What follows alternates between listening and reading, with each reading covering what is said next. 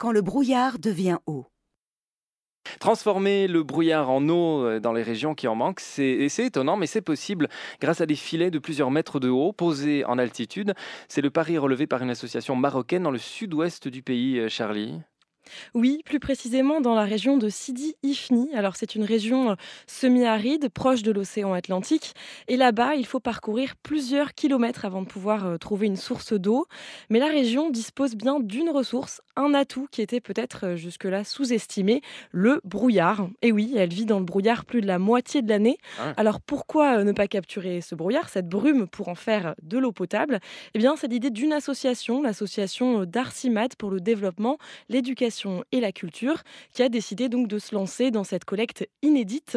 En 2011, elle installe ses premiers filets à brouillard, comme on les appelle, au sommet d'une montagne de la région.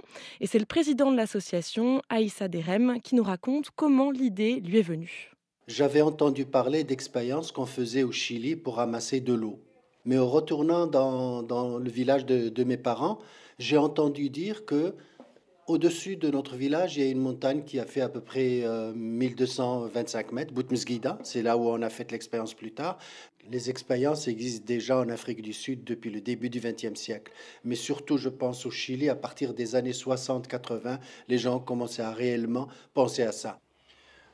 L'idée, ça consiste simplement à mettre, comme dans un terrain de volley-ball.